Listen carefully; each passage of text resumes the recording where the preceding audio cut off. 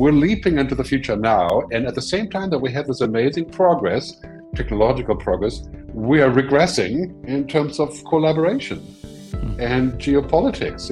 It's a strange thing because we have all this, we have the right cards in our hands to make the future amazing, but at the same time we stop talking to each other. We have disinformation, democracy is declining, autocrats are popping up, and it seems like the more tools we have, the less telos, which is the Greek word for wisdom. And that's our biggest challenge.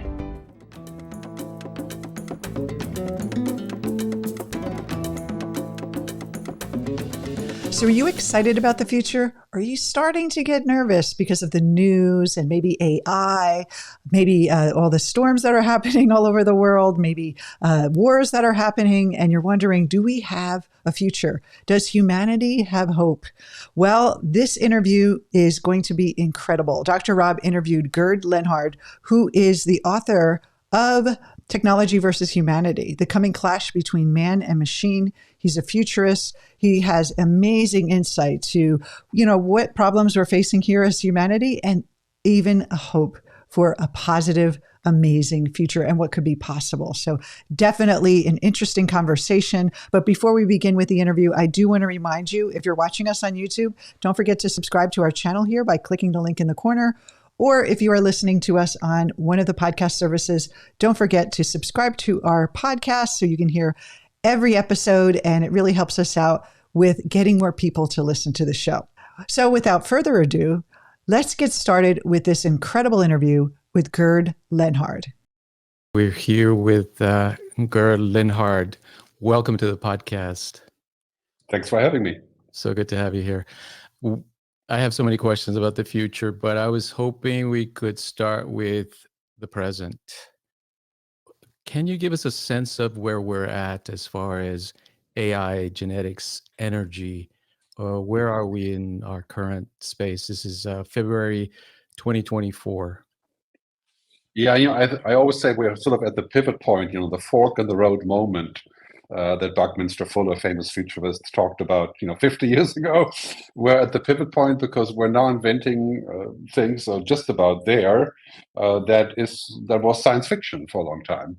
So we have machines that can think, kind of. We have machines that can talk.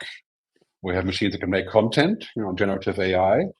Now, very soon, we're heading towards quantum computing. So we have machines that can do unlimited computing, kind of, very close to that. Quantum computing, 3D computing, supercomputing. Then we have nuclear fusion, which people are working on all over the world. Hundreds of billions have gone into this to create exactly the opposite of fission, which is basically clean nuclear energy. And people saying that's a pipe dream. I don't think so. I think it's 10, 15 years away. Then we have synthetic biology, which means we can generate airplane fuel or spider silk, like in a sort of engineering kind of way. And next to that is genetic engineering of humans, being able to change our genome to avoid cancer. So the list goes on. So we basically have currently sort of 3, 4, 5 general purpose technologies that are getting ready. And once we have them, everything is different. Like, climate change, big issue now. Once we have fusion energy, at least we don't have to worry about that anymore. We can have clean energy and solar and wind and everything else. There'll be no need for fossil fuel. So that's 20 years away. We just have to find a good bridge. So it's mind-boggling. With AI, we have the possibility of machines that are no longer stupid. I wouldn't call them intelligent in the human sense. Yeah. That's a stretch. But they can do things that we used to do, sort of commodity work.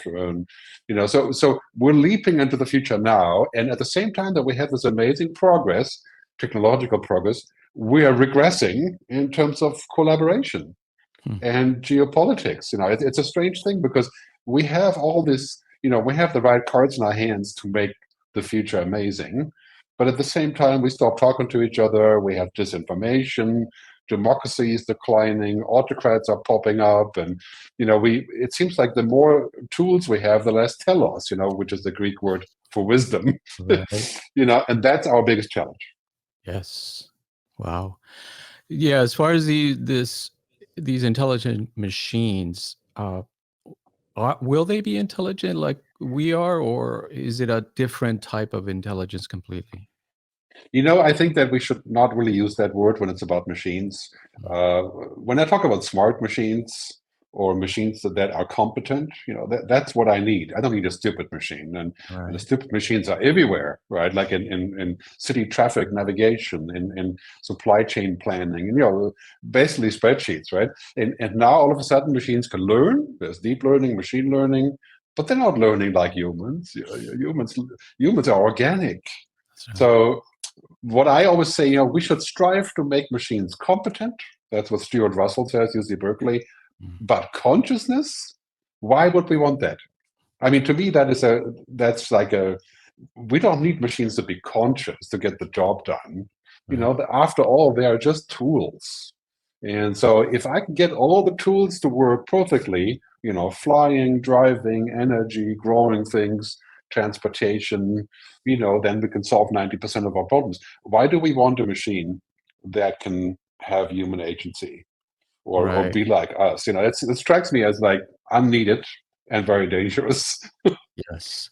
Yeah, it seems like we project a lot of our own kind of way of thinking and being onto these artificial machines, and we're hoping, or in a sense, in listening to some of the inventors of these things, it seems that they want to infuse their minds into these machines.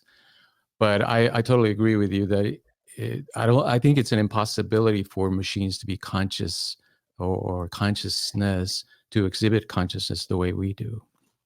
I think machines will be capable of simulating consciousness, like to simulate love, compassion, empathy, because they look at human faces and they say, if I look like this, then the robot will look compassionate. That makes perfect sense, but a simulation of something still is not the reality of something. It's still something completely different. So if we were to have a machine that can appear to be compassionate, that would be interesting, but it's not going to be compassionate because it doesn't exist. And non-existence means, for example, if you want to be creative, you have to have emotions. And emotions come with existence. They don't come with programming. So I think it's kind of, it scares me when you see companies like OpenAI or even Microsoft talking about inventing a super intelligence. Right. Then I would say, why are you doing this? Are you doing this so that you can be, the Tyrell Corporation, Blade Runner, the creator of the world, or are you doing this for collective benefit? That's a big question. Yes. No, the genetics piece is so interesting to me, because like this will give us, it will give humans the power to literally create new life forms and alter the life forms that already exist. Um, where are we right now? I mean, are we capable of cloning human beings, those kind of things? I think in principle, we have to get used to the fact that we are probably infinitely capable soon. What Kurzweil called the singularity. So we will be capable of cloning humans or changing our genome to live to be 150. Currently, that's not the case, and it seems also quite dangerous. But at the same time, 2030 is probably the date where that will be possible. So our biggest challenge is that it's no longer about what we can do or if we can do something, but why should we? And Uh, who's in charge, right? I mean, who is ultimately going to be what I call mission control for humanity? And actually, the real question beyond all that stuff is, will it actually make us more happy as humans? Right? Will it create real benefit, except for financial benefit, which we clearly are seeing from AI? But that isn't enough, I mean, just mere financial benefit could be a death trap, when the economy is growing, but everybody else is shrinking and everything else is becoming meaningless. That would be a very bad thing. yeah. So just because we can doesn't mean we should. And I was listening to they were interviewing some a kind of a geneticist, that he was saying that we could essentially clone our bodies and create replicas for ourselves, and then use those replicas as parts, right, to harvest parts, like organs, like our hearts and our livers and so forth. And he was saying it with a straight face, essentially, like no real kind of question of the ethical dilemmas that kind of situation causes. Yeah, I mean, I think I'm all for practical things. So if you have an accident, you lose both legs. Then if you have $1 million, you can buy yourself fancy new legs and you can learn how to walk again. And if you're quadriplegic, you can use a neural interface and possibly talk again, I mean, those things are amazing. But should we turn that around and say, okay, we have a person that really wants to learn how to run faster, and the natural legs don't support that, so we're going to swap them? Is that the same thing? I think these are all very difficult topics because we certainly don't want to prevent progress, but at the same time, we may end up in the King Midas problem. King Midas was the greedy king who wanted everything to turn into gold. And so his wife turned into gold and his food turned into gold and he died. That could be a typical King Midas problem. Sure. Yeah. And then energy, I think, is probably the most important. It seems to be the most critical right now with the weather kind of, going on the way it's going. The climate change really, I mean, we're in it. We seem to be in it already. It's not something in the future. How quickly do you think we can make that transition? It seems some of these companies are still actively pursuing fossil fuel development and extraction. Yeah, I mean, we're heading to emergency status, clearly, and emergency rules will be coming into effect, or already are, but coming into effect in the sense of more carbon taxes. Even Elon Musk has the other day said this is the only solution. And we're going to see stuff like frequent flyer taxes for flying a lot, for eating meat. I mean, basically, we're heading towards environmental shutdown. We're going to be lucky to avoid 2-degree warming. And as UN Secretary General Antonio Guterres has said, it's either collaboration or demise.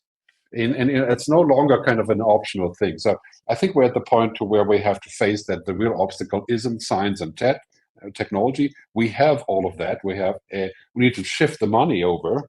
The real problem is that people are still taking out the carbon because they're monetizing it.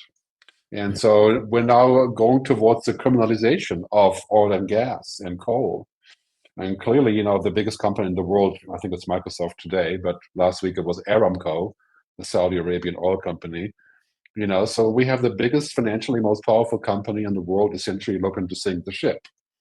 And that just can't continue. So we're going to see dramatic action here from people, from the Extinction Rebellion type thing, but also, of course, in Parliament, in the European Commission, and all over the world. And that is going to really be a major theme for the next decade. I think we can make it happen, but let's be clear about this. This is not subject to scientific or technological breakthroughs, or even money. We have money. It's subject to moving the money in the right place. Yeah, that's right. And for that, it requires leadership.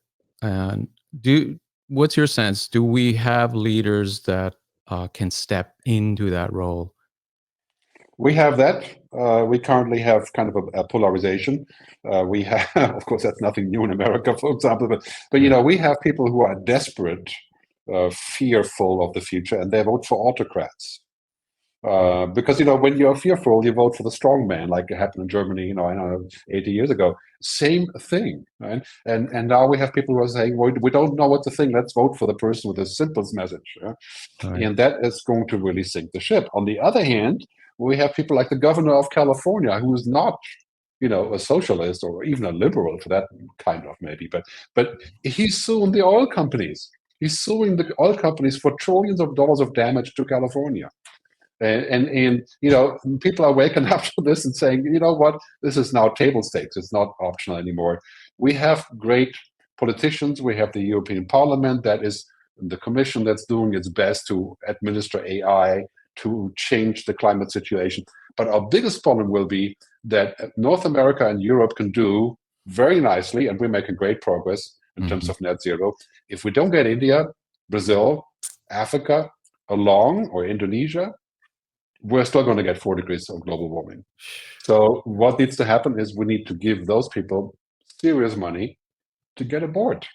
And that is, this is basically a global consciousness that is the prerequisite for that to happen. And I think we're inching towards that. I see a lot of great politicians progressing this. At the same time, we see a lot of backlash against any common sense, really. But I always say it may get worse before it gets better with politics. Yeah. But this is a 2 or 3 year window. Unfortunately, we may see that window as a painful exercise to actually understand what other windows could look like. Yeah, I mean, the way I think of it is just like in our individual lives. Sometimes these points of real decision and having to make real compromises about who we are in our lifestyle, they also provide these great opportunities for real change and real transformation. But yeah, it's a trigger, you know. Yeah. I think basically people think that the doors are closing, okay, humanity is doomed, but it's actually not at all that it's doomed. It's the doors are closing because we've used them so much. They're just we've taken advantage of everything. We've extracted everything, data, people, oil, everything, and now the doors are closing with that old way of operating. And then there's a tiny opening towards a new door, right? And we're going through that door, and it's like a painful process. It's like therapy, you know. We're going through this painful process, and then on the other side, there's something completely different, and we're starting to see what that could look like. You know, when we listen to the right people, you know, giving them messages like, you know, of course, Al Gore, people like that, but also Bill Gates and many other ones who have, you know, pointing us towards a good, what I call the good future, right? And so that is happening. And I think we're going to see a breakthrough this year. This is a year of great chaos, confusion, and literally therapeutic in the sense of, you know, when you solve something, you have pain. And then when the pain goes away, maybe you'll find a window, you find a door out. You know, that's the concept. Yeah. We know individually also, individually, we have to have a vision of ourselves as being someone else, in a sense, like changing our lifestyle, changing the way we think about ourselves. Collectively, is that also what we need? Do we need like a new vision of the future that we can say, yes, that's where we want to go as a planet, towards that good future, like you call it? Yeah, I think we need to see if we can rebrand the future like we rebranded New York City in the 70s. You know, nobody wanted to go to New York in the 70s or even the 80s. And then this ad agency came up and said, "Hey, I love New York." And then Bloomberg came up and actually, you know, made some changes. And now New York is the favorite city of a lot of people, and it's still not perfect by any means, but you know, far cry really, but much better. So I always say we need to rebrand the future, because the future is branded with fear, with doom, with things that can't be done. And every time you have a solution, people are saying, "Oh, no, we can't do that because, you know, X, Y, Z." But you know what happens again when you go to therapy? You're facing total disaster. Then your option is to make a change and you know, bite the bullet and or leave. Yeah. And you know, leaving means for us means, you know, leaving would be the end of our species by 2050. That is entirely within the cards if we don't, you know, find the therapy ourselves. But I think really this is like a rebranding of the future as positive. Is what needs to happen. And I wish somebody would say, you know, let's tell stories about what the good future could look like and why humans aren't evil. Because, you know, this is one of those beliefs that people have in today's society, especially younger people, that basically people can't be trusted and that they're evil. And like, this is the American way of life is like, you know, my gain, your loss. And this clearly won't work. Yeah.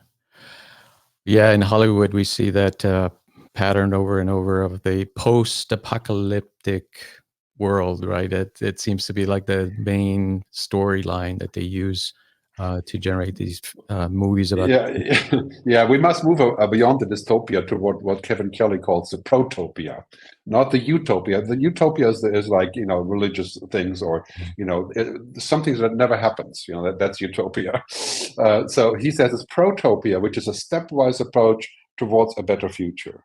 You know, ticking off all the boxes, and 50 years from now, it's good, right? And that is something we can entirely do. And it's a paradox to me, because we're inventing our way out every week, there's a major breakthrough, whether it's about healthcare or, weight loss pills or God knows what, obesity, diabetes, everything, right? Yeah. But then we can't agree on how we're going to run the planet. We can't agree on who's going to be in charge, and we can't agree whether the UN has actually a mission that it's authorized to do or not. I mean, and this is, of course, the thing that has to change in our minds. In order for us to have a good future, it is only possible together. It's not possible for just one city to have a good future while everybody else declines, or one country, or for that matter. That's just not possible. So, and it requires consensus. And now we're here in 2024, post-COVID, and we're realizing that if we could only agree to do the right thing, we could probably fix most of these things. Right? And so this is a process of finding out what the right thing is, and whether we can have a global leadership, kind of like the, ancient Greece, with the council of the wise people, that are not CEOs or go to Davos necessarily, even though they're doing a pretty good job at Davos. But anyway, different discussion. But, people who are going to lead us into that good future. The philosopher kings. What keeps you optimistic? I mean, for me, it's like I know we have everything we need to solve these problems. They're not that difficult. In as far as it's not like we don't have the answers. It's simply that the problem appears to be that we don't have the will or the kind of the leadership, perhaps, to make these things happen. I believe in general, that humans are capable of doing this. I think we have not done a very good job at building that potential in education and in our public society. Like, we have replaced media, which is people with opinions, researching and saying intelligent things. We have replaced that with an engine called Facebook and social media and with an AI, right? And now we're wondering why people are uninformed. That is because they're listening to an AI. They're listening to a bot coming and spouting stories, and we're unfunding the BBC and taking the money away from NPR. And, we're doing all these things that are going the opposite direction because we like money more than a good future, And it's a paradox there that, however, I believe that in principle, we have everything it takes. There's sort of a wake-up call happening right now that, when you talk to young people around 25 to 35, many of them saying they won't have kids because the world isn't a good place. And that makes me sad because, given everything we have accomplished, it could be a very good, and in many ways it has become better also. That's another thing. But, we're not seeing that. It has a bad name. The future has a bad name. So we need to rebrand that and also get out there with better stories because, in the end, for example, when you talk about elections and democracy, people go for the narrative. Yes. Who has a good narrative and who can we believe in? The last people that we think of having a great narrative is Gandhi and J.F. Kennedy, or leaders like this, where we are saying, okay, where are they today? And we need to have more of those people. Yeah, visionary leaders that can not really just lead, but inspire people, right? And especially the younger generation, like you say, that kind of give them a sense of optimism that we can build this good future. Yeah, and of course, the sad part is that the story of the future has been annexed by the technology industry. The technology industry says we are the future. Don't listen to Mandela or the thinkers or what's the New Zealand Jacinda Ardern. Yeah, don't listen to them, but listen to what this great AI is suggesting, and what your iPhone says, and what the hottest. You can buy the Apple Pro Vision, and then you live in a fake new world where you don't need to talk to a human because you can be on your own somewhere in the metaverse. And so I think this is the problem with technology, is that it has taken over the purpose. Technology which is ridiculous because technology is something we use to do something. It's, I think the CEO of Apple, Tim Cook, once said, technology can do great things, but it does not want to do great things. Right. It doesn't want anything.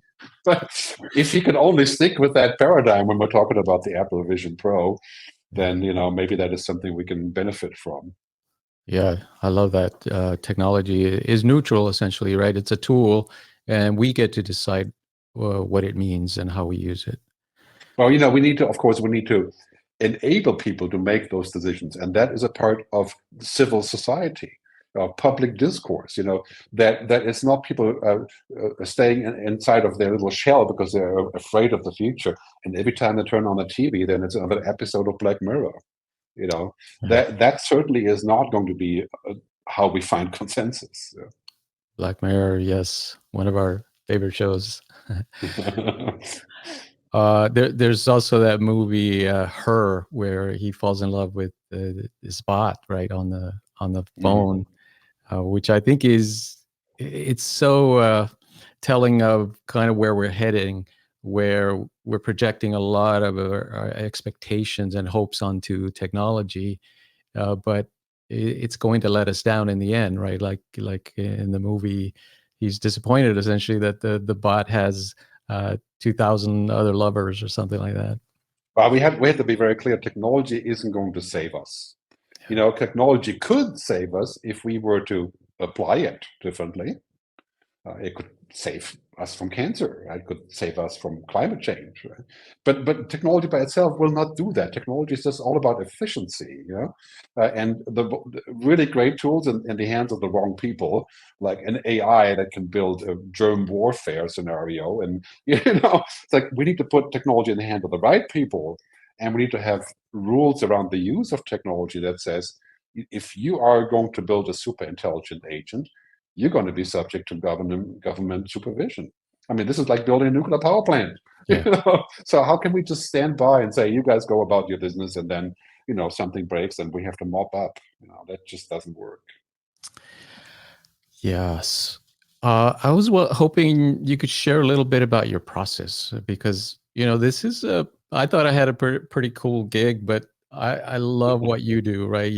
You set yourself up to be someone who's really paying attention to what's going on and where are things headed. And your voice is really important right now because people need to understand what are the implications of these things that we're creating. What is your process? How do you tune into the future?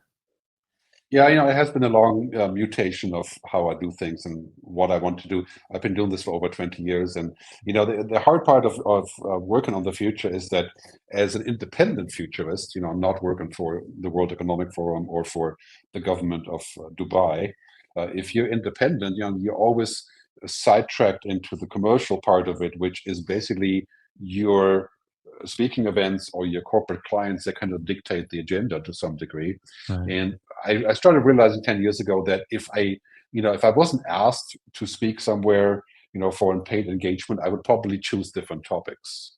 And I would go more for the importance rather than the monetization. Of course, everybody wants to know how to make more money using technology. But I find that question rather trivial because, you can answer that question pretty easily. The question about where we are going and how we decide and how we collaborate and how we build a future fit economy. That is a much more important question. So I've started switching 10 years ago into this topic of the good future. I wrote my book, Technology versus Humanity, to bring up this question and to really ask, what is the important discussion here? Not what is the most highly paid discussion. Right. And then that means for me as because I run a business, doing future scenarios and so on, is that sometimes I do things just because they have to be done and they don't get paid, and sometimes I do things only because they get paid, which is always a difficult thing to do. And so that process has changed in the last 5 years. I've said, okay, I prefer to make a difference. And look less at the monetizing and what people want that are clearly have a commercial agenda. And also, I think it's really important to be authentic, and to be honest, not brutal. If you're brutal, then the audience won't really enjoy it. But to be honest and to be kind of saying the things that need to be said within a way of doing it that can be sometimes a little bit sarcastic, maybe, or humoristic, I would say. Right. So I've developed this style to where I can get away with saying things that most people would never hear at a technology conference, and they're going to hear it here, and they, maybe it will make a dent. I don't know. I'm hoping it does. I think so. Yeah. Uh, because it's remarkable how one idea can change the world, right? If it's the right idea at the right time, and I think this is the idea that we need. That we are the creators of the future. It's not happening to us. It's a byproduct of the way we think and the way the meanings that we give to things. Yeah, sometimes I say that basically understanding the future is probably more of an art than a science. Even though there's lots of science involved, of course. I'm not a scientist, so it's easier for me. I used to be a musician, so I'm already more on the art side. But Steve Jobs said that when he does things, it's like an art. It's like a creation, and therefore I think that when you're looking at art, there are dozens of people who create different kinds of art, and they're all equally important. This is not a competition as to who gets to say, or he's the most important futurist, yada yada, and who can command the most money and so on. In the end, we're painting a picture, right? We're creating the future that doesn't exist, and this is a narrative. Yeah. And if we were able to succeed to create the narrative of the good future, people act different, they think different, they make different career choices, they vote differently, and therefore things change, towards a positive way rather than a way of desperation and people buying doomsday scenario bungalows in New Zealand, just in case everything goes wrong, Yeah. And so I think that kind of thing is really important to get the message out, and the media has really not followed a very good path, with a few exceptions like the New York Times or the Guardian, or of course the Economist, and pointing the way towards a good future, without being utopian or kind of starry-eyed. That's right. And presenting, so something that you do really well is presenting the challenges and not shying away from those challenges, but also saying we can do these things and we do have the means to do these things. Well, it's right now it's literally like in the moment of therapy. I don't know if you ever been to therapy with your husband, wife, or kids or whatever. Sure. There is a painful moment when you realize, if I don't step through this process, things will crash. And if I don't care that crash, I'll move on. Okay. But if you want to go through that, then there's a painful moment of saying, I got to change something. I have to, get a grip. And then when you do that, then all of a sudden the whole thing just crumbles and something else happens. And we are in that very moment right now, also with the wars going on, Hamas, Palestine, Israel, Ukraine, Russia. We're at that point where everything is coming to a peak. And we need to figure out, what do we want and what are our priorities and how do we go through the pain to a solution. And I think that's where we are. And that's 2024 in a nutshell, coming down to a decision-making point. Yeah, for people like us who are essentially entrepreneurs, we run a business as well, and we teach others how to be entrepreneurs, and we teach them how to be coaches and executive coaches and those kind of things. That then these people then go off and influence other people, like politicians and leaders. How can we use our time and our efforts wisely so that we can contribute to this good future? I think it's basically it's a daily or weekly decision. You pursue things because it's about livelihood and making a living, and then you pursue other things that are about your dreams and your vision and your passion. And they're not always the same, unfortunately, but you have to find a balance there. And I think it's really important to find the balance in your work, especially when you get older. Then you make choices. You make different choices. Say, I'm not going to do that, even though I could, because it's not important. Right. Let's do something that's really important. And sometimes you make a good match between the economics and the importance, and that's possible. But this is why I make films, for example, which are economically speaking a disaster. It just costs money. And and books, the same thing. Books are painful, and they don't really make money unless you Yuval Harari, who's a good writer and also very lucky. So more power to him. But that is, of course, the hard part. So I think we have to make decisions every day, also to stay motivated. We need to attain things. We need to actually get stuff done. We need to see results. We need to have like-minded people that give us positive feedback. and not work in our own little silos too much, which is a real problem with this job, as you know. People tend to be single practitioners, and it's not exactly like we have the public square in Athens, from 8,000 years ago. It's not exactly like that. We're more like in a virtual holding place. I know. Yeah, I love Greek philosophy as well. I love the idea of these mystery schools where they would teach people how to think and how to visualize the future. If we were to create something like that for our current situation, what would that look like? What kind of instruction would we give to future leaders so that they could go out there and do the kind of work that needs to be done? Yeah, I think the first thing, starting with the sort of good future scenario, is to outline what it could look like and why it's possible, and to show the hope Mhm. that you can say, okay, I'm not naive. I don't think we're just going to be happily ever after we launch this program. So, but that we need to have a vision of where things could be going, and what do we need to do to get there. And ideally, I think having a global campaign would be literally a campaign that says the good future is entirely possible. The good future is real.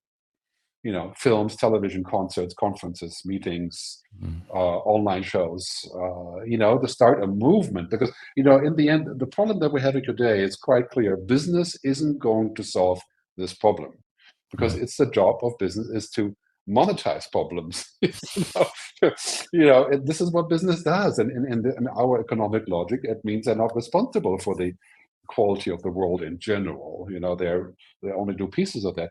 Politicians won't do it, as Greta Thunberg has said, easily, because their agenda is to go after what the voter says that they're going to vote for. So if I'm going to be a politician and say I'm going to put a tax on meat and on flying airplanes, and I'm going to use all your tax money to take it away from the oil companies, I'd lose a lot of votes, right? So where's that change going to come from? Whether the answer is it's going to be a movement of people who Mm. bring other people, and then that will get politicians to come behind it, because they go with what is happening, like what That's right. happened with Gandhi in India, right? And then from there, we'll finally get the business people to say, now we can have a different stock market philosophy, because right now the stock market is funding our destruction, basically. Yeah. And nobody wants to face that because it makes money. It's like, okay, I understand, but still, we want to actually have a good future. This is what we have to do. Yeah. That's quite a vision, but I love it. It is just like at the individual level, the individual has to accept the challenge of their life, right? They cannot back down. They have to say, okay, this is where I'm at. This is how what I've gotten myself into. And if I've done it myself, that means I can also change it. So we have to get everybody on the planet, essentially, or most people, or at least a significant amount of people, uh, to have that vision, right? That they can change their future. Well, there's many things that I think we can do individually with our families, our local situation, that we should definitely be doing.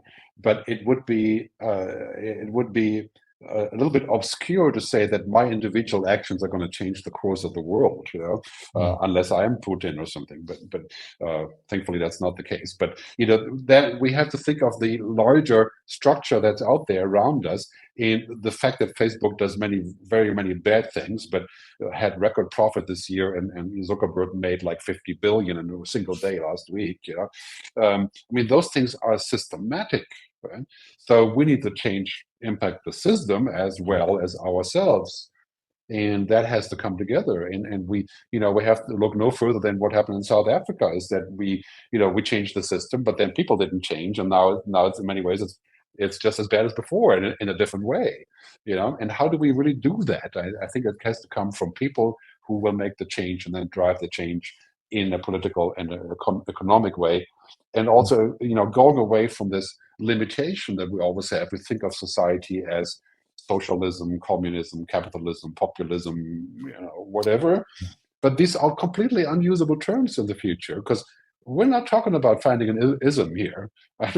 We're talking about a future fit economic logic. We can't keep looking back to the past and say, oh yeah, great idea from Marx and so on. Okay, but we're talking about the future here. We're talking about a new economic logic based on huge exponential technological scientific progress. And that means we need to think of that as a new logic, not as a regurgitated logic of whatever ism you came up with. Yes. Yeah. The kind of the philosophical ground that created these kinds of situations, right? Capitalism and democracy and the materialism, basically, that science operates from, has kind of it provides the infrastructure psychologically and philosophically for this kind of approach to nature, that it's simply material and that we can consume it and use it for our own advantage without putting back something or harmonizing with it in a sense. And that has been, and that has given us all of the sort of accumulated externalities, has brought us into a huge jam. And now with the environment, we're in a huge jam that will take serious fixing. And if we do the same thing with artificial intelligence and quantum computing and genetic engineering, we're finished. Right? It's because that is going to, if there are externalities of artificial intelligence that becomes uncontrollable and changes our economics, then in many ways it's not like we can just go and say, let's not have any more coal or let's fix the environment. It may be unfixable to some degree in that way, right?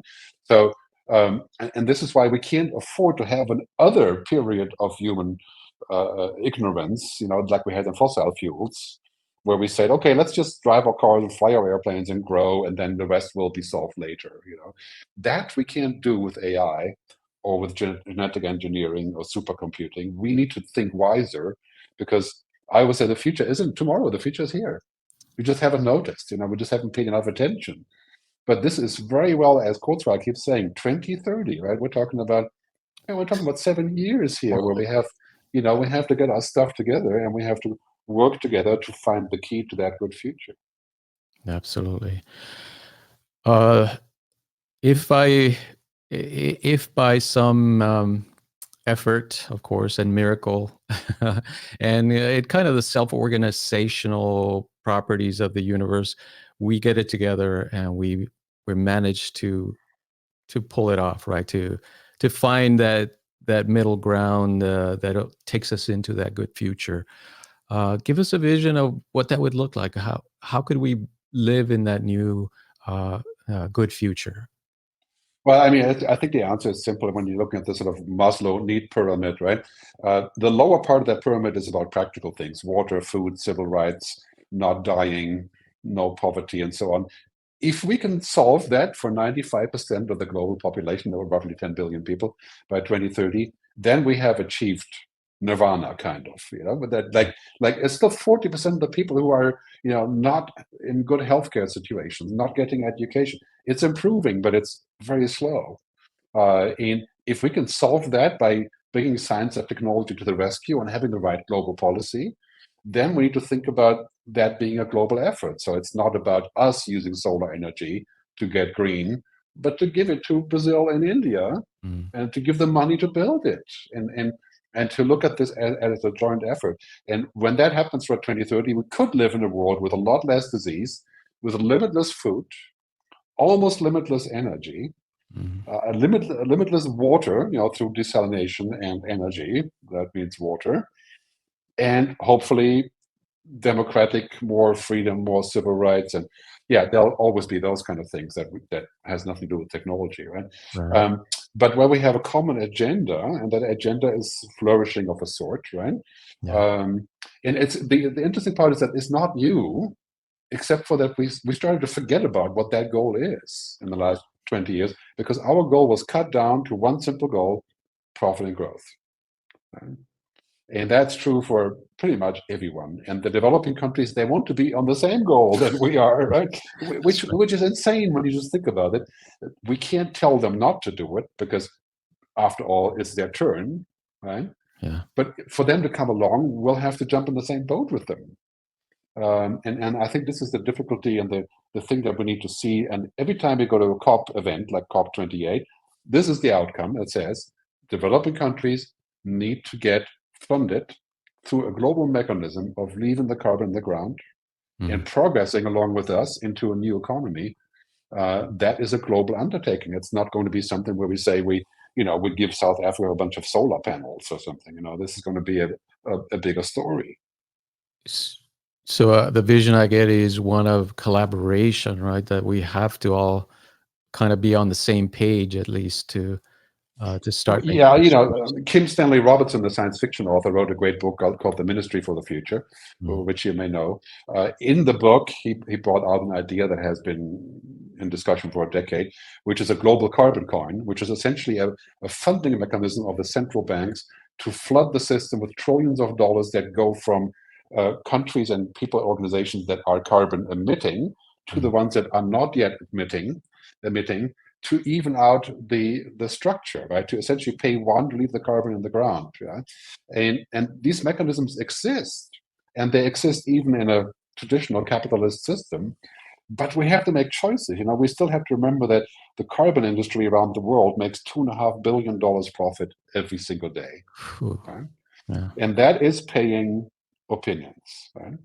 And that is keeping us locked into a death spiral, right? And so I think a lot of these things, when they become obvious, then we say, there's a moment here where, we're either going to tackle this or it's just not going to, be dysfunctional. Right? And America, for example, is going to that very point right this year. Either these things will be tackled once and for all in some way where there's a new future, or it's crumbling. Right? I mean, it's hard to imagine that, when you think about dysfunctionality, you think about, you used to think about dysfunctional countries like rogue nations, and now in many ways you could say America is a great example for dysfunctional. Yeah. And so this is just one of the things that you see that's becoming obvious, and that is leading us to conclusions and to, probably some emergency reactions. Yes, and we hope, right, that the emergency situation will prompt real change and a real movement towards that good future. It's human nature, right? Human nature is basically we don't react until there's a reason. Yeah. And the reason, generally speaking, for human nature is pain or love. That's it. Right? And that is personal relationships, but also politics, everything. So we fall in love, Mahatma Gandhi's followers fell in love with the concept of independent India. That wasn't really his agenda from the beginning, but it became the agenda, and that became the key, right? So in many ways, you could say, I think we may have a painful moment where something goes completely wrong, and then we realize that we have to do something, like we did with the nuclear bomb, okay? And then we have a moment where we fall in love with something, where we say, oh, we could solve cancer using AI. Yeah. Oh, we're talking about 400 million people here, right? Right. If we can do that, can you imagine that, right? And we fall in love with this, and then things start moving. And I think this is really what's happening, all right? We're falling in love, and then also we're seeing pain, like painful moment that we just can't seem to solve.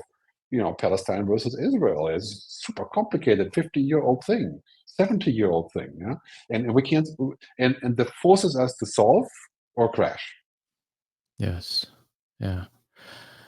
One last question that because I'm trained in clinical psychology, and it's been my life's work essentially. How do you see mental health as we move into this future in the next 10 years? Yeah, I think that's a big question, because the current mental health downturn is part of that bad story about the world. And of course, there's always people. There will always be people who have mental health problems. But we're seeing this mechanism of it's both possible to escape and tune out, and then there's so much reason why you should escape, because things aren't good, right? And we don't see the things that are good anymore. So it's like an epidemic where we think that everything is dystopia. Every time we turn on the TV or bring up social media, it's bad, right? and that we need to change when we have a positive scenario. Then we find more people looking for purpose, engaging what they want to do, and we still have mental health problems. Yeah, that's just human, right? But this is all about having something to look forward to. You Yeah. know, I want a 25-year-old woman or man to say, this is going to be fantastic. I want to have as many kids as possible. Yeah. Despite all the fears of overpopulation and stuff. But I think this is going to be really important to give people an objective. Something that they can believe is a good story. Yeah, absolutely. As human beings, we are storytellers, right? And we live by these myths and stories. Any new movies that you're working on and films?